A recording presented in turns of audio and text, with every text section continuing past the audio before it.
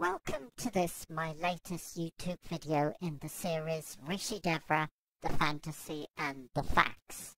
As you will know, some of my videos run to 4 parts, so we've published 25 so far, and by Christmas 2015 we expect to have about 100 up.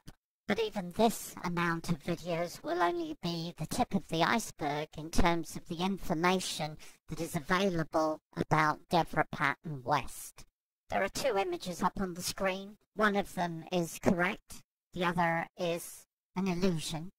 The whole point of these videos is to show you that the image on the right is the truth and the one on the left is just a fantasy put out by Miss West and the senior members of her cult for the purposes of committing crimes which include theft, fraud, extortion, and mental and physical abuse of students and employees. In this slide, we see the business model set out in an illustration. We've discussed this before. In 2002, the container for Miss West's guru cult extortion business was the Circle of Divine Unity, and one of the people in the picture you see above you now is the whistleblower. And so I'm going to briefly go through how the whistleblower got sucked in and what he did for 6 months before he was constructively dismissed by Miss West. In the following few slides, you'll see the project that John Watson, the whistleblower, was working on between January 2002 and August 2002. Mr. Watson, as well as working as a consultant on the new corporations, for-profit and non-profit, that were going to be the basis of the business he was going to be involved with Miss West going forward, also acted as a consultant for Miss West's charity. Immediately after Mr. Watson had completed all the work he was tasked with, Miss West told him that God had spoken to her and that shares were a thing of the past and that he was not going to be paid shares or salary for all the work he'd done over the past 6 months. This made Mr. Watson's position untenable, and so he resigned, although Mr. Watson was effectively constructively dismissed as a result of Miss West's behaviour. Of course, that is not how the master liar relayed the circumstances of Mr. Watson's departure to her lawyer. At the bottom of the slide above, you'll see highlighted in yellow that Miss West cites Mr. Watson's lack of integrity and behaviour as being the reason for his departure from her organisation. As you can see from the slide above, the $7,000 mentioned to the lawyer was the amount of money Miss West owed him in back pay for helping her with her charity. Miss West hoped to use this as a bargaining tool to force the whistleblower, John Watson, to give back all the corporate documents that he'd set up with his lawyer when he set the corporations up. Also note the name of Corinne Coffin at the bottom. Corinne was the benefactor who was going to put $1 million into this venture. Miss West uses her name at the bottom, although she's out of the country at the time. Miss West often writes on behalf of other people, whether they are aware or not that she's doing it. After John Watson was constructively dismissed and left, Miss West set about doing all the dirty tricks she does after everybody leaves, consultants, employees, whoever. And one of them was to force all of the employees, on pain of being fired, to construct totally false statements about Mr. Watson's behaviour that she could use to justify her own bad behaviour and potentially use in a future lawsuit. In the previous slide, you saw a letter from one of Miss West's key students, an Andrew George, who had written a false statement and later, in 2007, wrote a letter to the whistleblower's lawyer retracting that statement. And Andrew was one of the people who, in 2000, joined with Jack West in lying about the circumstances of a violent assault by Devra West on one of her employees, Susanna Felder. In the slide now up on the screen, we see the first part of a witness statement given by Miss West's personal secretary of several years, Barbara Costantino, where she states clearly that Miss West's claims about Mr. Watson's behaviour were untruthful. Barbara goes on to give more details about Miss West's lies. She confirms that Mr. Watson was held in high regard and a favourable light by Miss West before he left, but that after his departure, Miss West started to tell lies about the reasons for his departure. In this, the first part of Tanya Hurley's statement, Tanya was Miss West's personal housekeeper.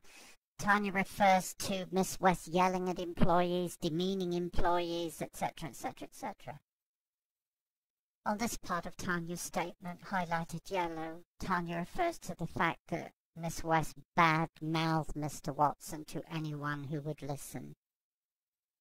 In this part of Tanya's statement, she refers to some of the lies Miss West made about Mr. Watson, accusing him of sexually harassing female staff. Of course, this was all part of the character assassination of Mr. Watson after he had departed. Tanya goes on to refer to how exhausted and stressed out she was from working the insane hours demanded by Miss West. This is, of course, part of the business plan, to stress everybody out so that she can force them to submit to her will.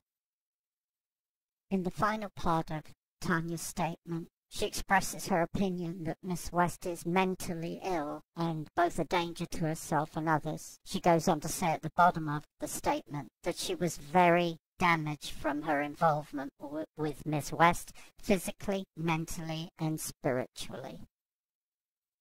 Of course, John Watson, the whistleblower, went on to win his fraud lawsuit, in spite of all the dirty tricks thrown against him, which included attempts at intimidation by the senior members of her cult, false witness statements, threats of murder, and a campaign of psychic attacks which commenced in December 2006, which was designed to intimidate him into withdrawing his lawsuit against Miss West. Shown here in 4 excerpts in the next 4 slides is the news article that was published in the Ravalli Republic about Mr. Watson's win in court against Miss West for fraud. At the bottom of this slide, highlighted in pink, John Watson's lawyer, Dave McLean, refers to the fact that John Watson recorded the conversation with Miss West, and that during that conversation, the self-styled guru and ascended master launched into a tirade of profanities against Mr. Watson, a small portion of which we will play for you towards the end of this YouTube video. The above slide also refers to the fact that Miss West was involved in other criminal and civil lawsuits in the Flathead County area. As we know, one of the things Mr. Watson did was report Miss West's fraud to the Secretary of State for Montana, who quickly struck off Miss West's charity. The certificate above is evidence that occurred in November 2003. But let's add up some of the cash that Miss West extracted from various individuals, employees, consultants, and benefactors while the Circle of Divine Unity container was working. The biggest benefactor during this time was Tan Mayo, who had agreed to give $1 million to the projects Mr. Watson was setting up. However, after Mr. Watson was constructively dismissed and conveniently moved out of the way, it appears that Tan Mayo only gave $743,000 to Miss West. This, of course, would not have included the $80,000 donated to the charity by Tan Mayo, which was stolen by Miss West to pay her son's legal fees. Doubtless some of it went to fund her extravagant lifestyle. The rest of the money would have disappeared and can be converted into precious metals or expensive jewels. By a method of false accounting we explained earlier, once the charity was shut down, Miss West stole the property from the charity, a property that was entirely paid for and maintained by donations from the public, and put the property in a trust fund for her and her son, Rob Meador. In 2008, Miss West became the subject of a sheriff's sale to force her to pay her creditors $2 million in court judgments and interest. And as a consequence, a judge broke open the trust, and the charity's property was sold at auction to pay Miss West's debts. Approximately $4 million worth of artwork and valuables went missing out of the charity's property before it was repossessed. In 2009, while being forced to give a statement about her wealth, when showed a list of these valuables, the list that was made up by the whistleblower and Cheryl O'Brien, the bookkeeper, in 2002, Miss West indicated that this was some fanciful figment of someone's imagination. Of course, in 2014, most of the articles on that list showed up at auction in Arizona, where Miss West had reincarnated herself as the Ascended Master Rishi Devra. On the screen is an email from Judy Morris to the whistleblower, wherein she states that people in Europe had mortgaged her homes to give to Devra West and were told that the more they gave, the closer to God they would be. With the Victor Montana business container, the Circle of Divine Unity struck off, Miss West had to move to another area and create another container. So she wrote to all of her brainwashed mailing list telling them that her move from the 5th to the 7th dimension was uncomfortable, and that she was moving to Shambhala, and that she could take 12 disciples with her only, and only those prepared to give 66% of their net worth to her good causes. Of course, it wasn't long before Miss West got into trouble there. 2 news articles appeared in 2007 giving details of several crimes she was in the process of committing. The most serious was the vicious assault against Dr. Cole, MD, one of her students, whom Miss West successfully extorted $1.3 million from.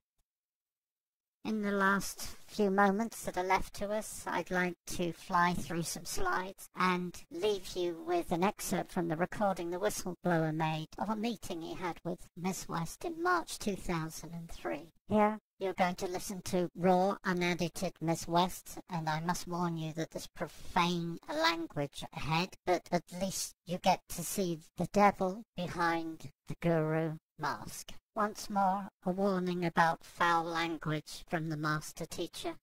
I'm not going to take this laying down. If you want to sue, I'll go so fucking down and dirty. Huge expenses, John, and it isn't going to come out of my pocket. And this from the fluffy guru. You are fucking over a spiritual teacher, for Christ's sake. And this from the spiritual teacher about the truth. We're moving away from what I consider to be truth, Devra. It doesn't matter what is actually true. And this, how she disposes of people like Kleenex.